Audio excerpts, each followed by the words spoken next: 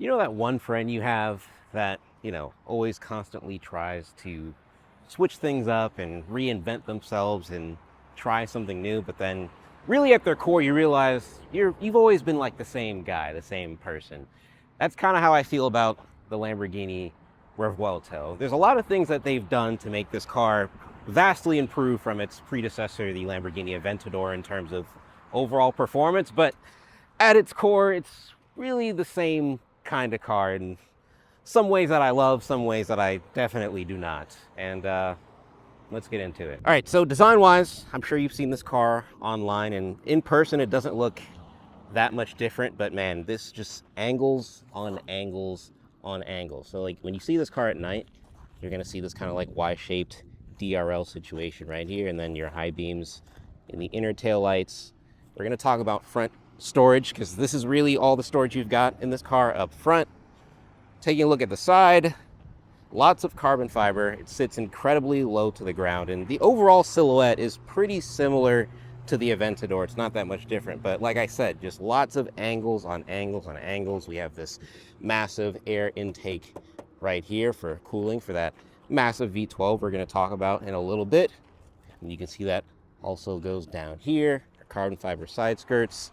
Then we have these Bridgestone wheels right here with massive brakes attached to them. And we're going to talk about braking performance and overall driving a little bit later. Then we get to the rear. I kind of like this. Lamborghini, they're known for doing like the hexagon thing. They love hexagons and like shapes. The rear end of this car definitely represents that. We have this massive carbon fiber rear diffuser, which is going to help aerodynamic efficiency and just adding an overall sense of aggressiveness to the design of the car. We have our quad exhaust tips right here. And then right here, this is the star of the show. This is the glorious naturally aspirated V12 that Lamborghini has kept in their flagship car. A lot of brands have ditched the massive engines, especially naturally aspirated ones, but Lamborghini has held true and kept the NA V12 around, and it sounds pretty great once it actually opens up. It's definitely a bit more muted and diluted compared to, Murcielago, Aventador, previous V12 Lamborghinis of the past, but it does sound good. And it's actually really sick to see that the engine bay is completely exposed. So like right now, it's incredibly hot. I want to burn my hand, but I can just straight up touch the V12, which is actually really sick. We have this active aero wing that's kind of takes a lot of your rear view when driving this car and looking in your rear view. This active aero wing goes up to help you stop as fast as you start in this thing, because this is a quick car. But let's talk about practicality and storage. Sorry, I'm in Monterey, so there's lots of cool cars kind of driving by, so you might hear some things in this video. But let's open up the front trunk here. One thing that I am not a big fan of is the latch. It doesn't feel very natural as far as like finding it, but it's essentially like right here. You pull it up, and then that reveals this. This is your storage space. You can see you got the carbon fiber front trunk right here. And so I've got my Ridge bag. Shout out to channel sponsor Ridge. Not sponsoring this video, but shout out Ridge. And then a bunch of other stuff that kind of came with the car. Just in case I need oil, they gave me some oil in here. And then you have your charging accessory right here. So let's actually open this up. It's hard to one-hand it. So this is your cable that you're going to use at home when you're charging up your Lamborghini Revuelto. You can see it's basically like a level 1 charger. Has a standard outlet plug, so you don't need any sort of fancy system installed in your house to get this thing charging, although I'm sure if you can afford this car, that would be no problem for you. But essentially, here's your charging port right here. So this is where you're going to plug in the car when you get home and decide that you want to charge it. And essentially, there's a latching system that allows you to essentially have the hood closed. I believe it's this right here, actually. So this latching system right here essentially allows you to close the front hood and still have a slot to have your charging cable going to your outlet in the car, which is pretty sick. I'm gonna put the actual amount of cubic feet of the front trunk area right here in the corner, but it's not a bad amount of storage, quite honestly. Oh, that was a sick Bentley. Yeah, not a bad amount of front storage in the Lamborghini Revuelto. But let's take a look inside, because that's where things get interesting. Remember when I was talking about how, some things never change? with Lamborghini and in ways that I don't like. Well, yeah, let's get into it. Let's take a look at the interior. Also, look, doors go up still, signature Lamborghini feature. Let's take a look inside, shall we? So, inside the Lamborghini Revuelto, I'm gonna start the car just so I can get some form of AC because it's actually pretty hot outside. And yeah, so this is kind of where we're gonna be living in this car. We have a manual steering wheel adjuster. I'm gonna move that just so I have some space. Okay, so we have a oil inspection coming up pretty soon. Lots of beeping sounds in this car. It kind of gives you kind of like fighter pilot vibes just because you get in here and then there's just like so much going on as far as like all these noises and things that the car wants you to pay attention to. But this is our setup, and honestly, I thought it would be actually nice to show you how I've been living with this car, not having it all cleaned up and super pretty. So right down here, you have two USB-C ports, and then we have our primary display right here, and then our gauge cluster situation right here. But first, let's talk about this steering wheel situation, right? So this steering wheel, just like a lot of other supercars, hypercars, controls a lot of the car's general infotainment and functionality. So right here, this red mode, this controls your mode. So as you can see here, that little red dial right there, it says Cheetah. Actually, let me get in a little bit closer. I don't know why it's deciding it doesn't want to really focus that well. Let's see if we can get, there we go. We have Cheetah, which is EV only mode. Then we turn the dial, and then we get Strata, which is our kind of just like general, normal, standard street mode. Turn the dial again, and then we're in sport mode, which dials up the throttle response and overall aggressiveness of the powertrain. And then Corsa, which is the most extreme version as far as your performance mode. And then you have Corsa ESC off, so you have to hold the dial, and then it will let you know that you have essentially no general traction control. And then this dial right here controls your different EV modes.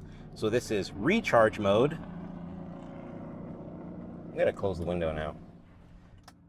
This is recharge mode, which then allows you to have an emphasis on recharging your battery right there, which we'll talk about in a little bit. Then you have hybrid mode, which is kind of just your general utilization of the electric motor in combination with the V12. And then you have your performance mode, which is going to give you the most amount of electric torque and give you that very, instantaneous acceleration. And then we have a bunch of different stuff. This is your lane keep assist button right here. Here's your turn signal stocks.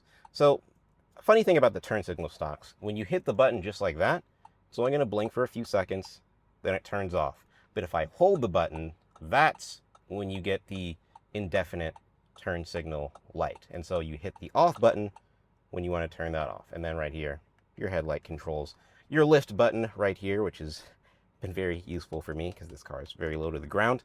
And then we have our voice control buttons right here. So if you want to activate the Lamborghini voice control, which I haven't really gotten to quite work in this car yet. And then our windshield wipers. So I can hit that button to put it on auto.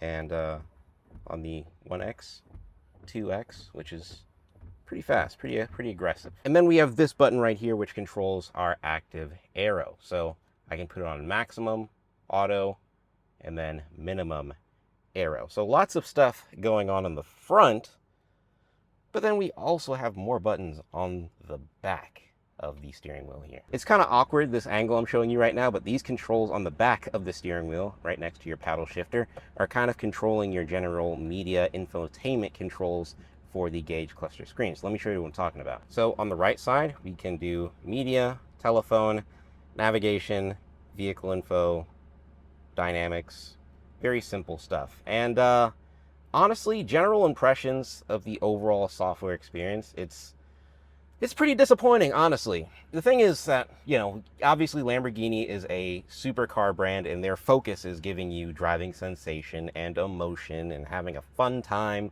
when driving a really cool looking car. But this is also a brand that is backed by Volkswagen, which produces cars like Porsche, Audi, Bentley, which from my experience all have pretty solid and usable software. And so I guess I'm just struggling to figure out why none of that tech, as far as the software UI, trickled down to the Revuelto and apparently their upcoming Temerario, which is the Huracan successor. The overall experience of using this just feels like super dated and just not a good way. I'm not opposed to manufacturers not having tech in their cars if their focus is on performance and just the driving experience. But if you are going to put it in there, it could be good. It's not great here. So a primary example is Bluetooth, right? So let's go to our main screen here. You go to media, and then you hit that right there, Bluetooth. And then you have your Bluetooth devices right here. You can add and remove Bluetooth devices via that.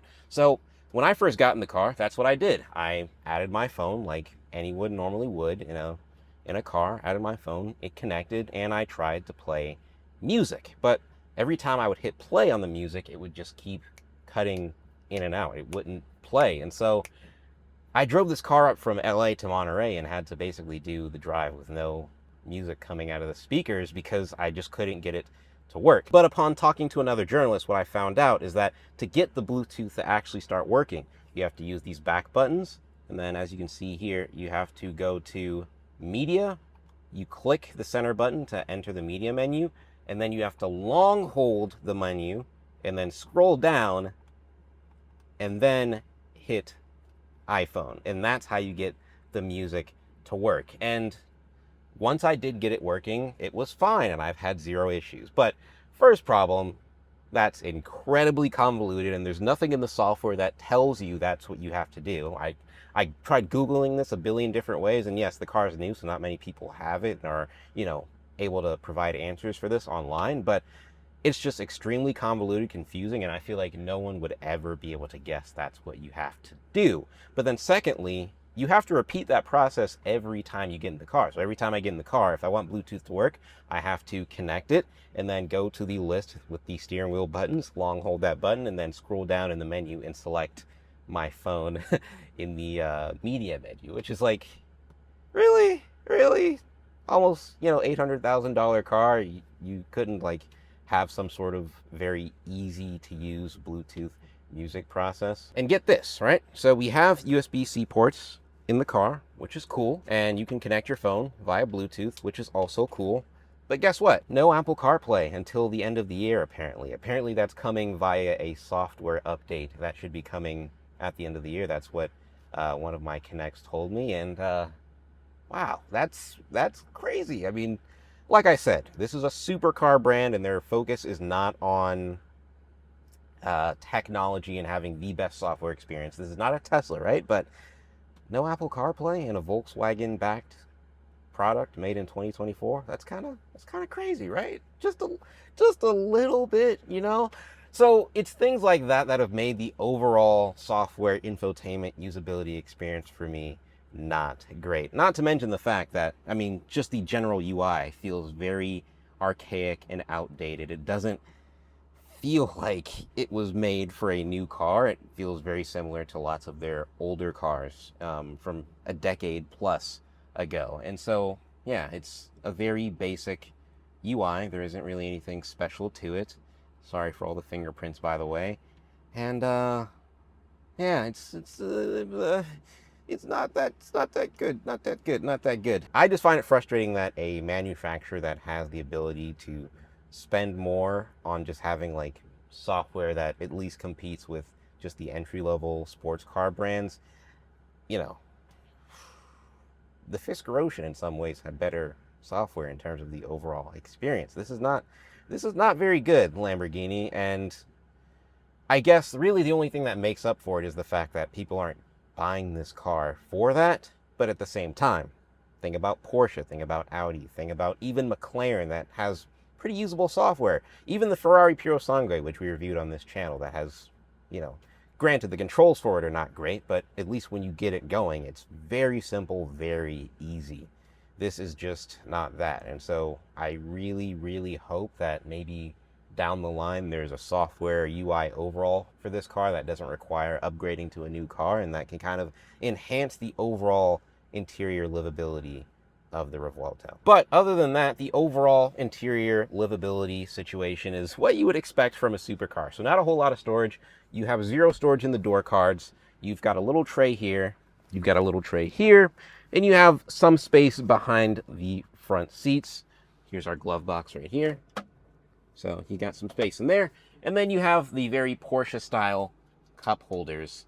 And right here is a passenger display that allows you to just view the gearing of the car and, you know, the electric range of the car, things like that. So it's all very much what you would expect from having a supercar, a modern supercar like this. If I were to give the overall interior livability of the Revuelto like a score, it'd probably be like a,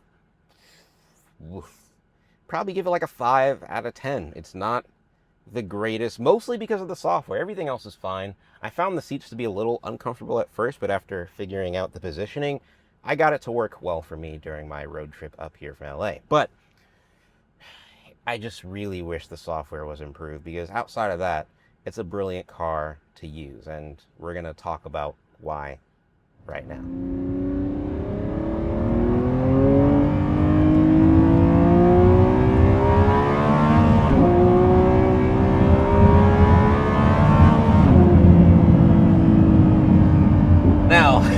I've been complaining a lot about the software and the infotainment livability of the car, but what you just heard, that is why you buy the Revuelto.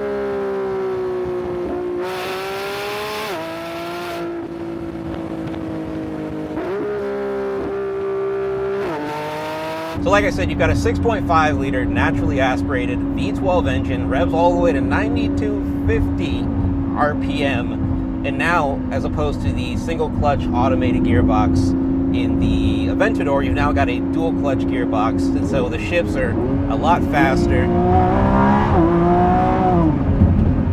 but still very snappy, very engaging. This car is honestly giving you all the same general thrills that you come to expect from a V12 Lamborghini, but now with even heightened performance and refinement. And so the hybrid aspect of this, right? You really only get about like 4 or 5 miles of EV only range. So it's good for leaving the house in the morning without waking up your neighbors, I guess. But what that also does is give you lots of instantaneous torque. So I'm going to drop down to second gear and it just, it just goes, right? There's no waiting. And so because it's naturally aspirated as opposed to a turbo motor, you're not getting a lot of low-end torque immediately. Obviously for a V12 it's pretty decent, but compared to like a turbocharged car like the SF90 for example, it's not great. But that E-motor is providing all the torque fill and giving you instantaneous boost, making you feel like you're just ready to go at any point in the rev range. 0 to 60 is done in about 2.5 seconds. I haven't been able to test that quite yet. Maybe I will at some point in this video. I do have my Draghi with me, but yeah, this is quite good on the performance end. It's not as loud as Lamborghinis of the past, but honestly, the fact that the engine is still behind you and that it's a big NAV12, you still hear a lot of pure induction sound from the engine, so much so that you can probably just barely hear what I'm saying. So the beauty of having, you know, the 3 electric motors, 2 in the front, 1 in the rear on top or inside of the 8-speed dual clutch, is that I'm in Corsa right now, but I can pop it into cheetah mode, or at least, yeah, and now the engine's off. It's a very chill, quiet ride. I'm sure you can hear me a lot better now, and it's perfectly fine for getting around town or just trying to not make noise with your 6.5 liter V12. But once you're done with all that EV nonsense, right, pop it back into Corsa, engine comes to life, and then you're off to the races. Now, the previous gen V12 Lamborghini, the Aventador, it was a big, heavy car, and this still is also a pretty big and pretty heavy car. It's 3,900 pounds, which, I mean, you know, if you compare that to the new M5, it's a paperweight, but for a supercar, it's on the heavier side of things, which makes it more of like a super GT. But this car is absolutely sorted as far as like how well it takes corners and how planted it is. I'm sure a lot of that has to do with the really good Bridgestone Potenza tires that are on the car, but the mechanical grip is actually insane. Every time I take a corner, I'm just like wowed with how glued it is to the road. The suspension in this car is, it's not that great for just like going around town and dealing with like bad pavement, but from a performance side of things, it is pretty spectacular. I'm thoroughly pleased with this car. I've honestly been able to push it a lot more than I thought I could with a car that's this big and this heavy, and it doesn't feel sketchy at all. I'm just absolutely glued to the road. And then when you want to come to a stop, you've got big carbon ceramic brakes that make sure that you don't fly off a cliff, which there are a lot of those here out in Monterey. Overall, this is a bliss to drive. I mean, if you understand what a Lamborghini V12 experience is about, this does all of that and just makes it better coming from the Aventador and the Lamborghini V12s that came before it. This is just truly an excellent car to drive, and honestly, it surprised me how good it is. And as I'm driving this car in the canyons, I'm, definitely a lot less annoyed about all the infotainment issues that I had during my first day with the car, because I'm just enjoying myself driving this thing in the way that I am. We're gonna get one more red line just for the fun of it. Absolutely violent shifts. I love that the dual clutch, it's smooth, it's faster, it's just a more capable gearbox, but it still gives you the drama you want in Corsa mode. And when kind of like downshifting at higher speeds, you get some nice pops out of the engine. The Lamborghini character is still there with this car. And, a lot of people, like, let's say the closest rival to this car is basically the Ferrari SF90, which doesn't have the naturally aspirated V8 of the cars that came before it. That car may be faster, but the Revuelto definitely has a lot more soul. All right.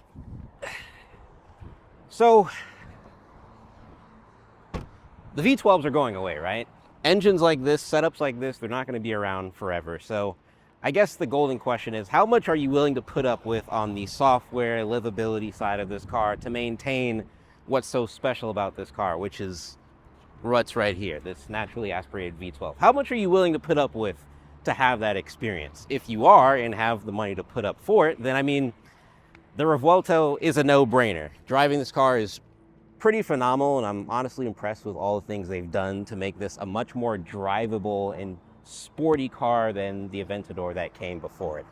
And so, if you don't really give a crap about the software experience, then this car gets a glowing recommendation. I think I just got a little frustrated in the beginning part, just trying to get through the basic livability aspects that kind of like diluted the experience for me. But now that I've just been able to enjoy the car, I've had fun. It is quite good. Lamborghini has done a really good job. So that's about it. I'll see you guys on the next one.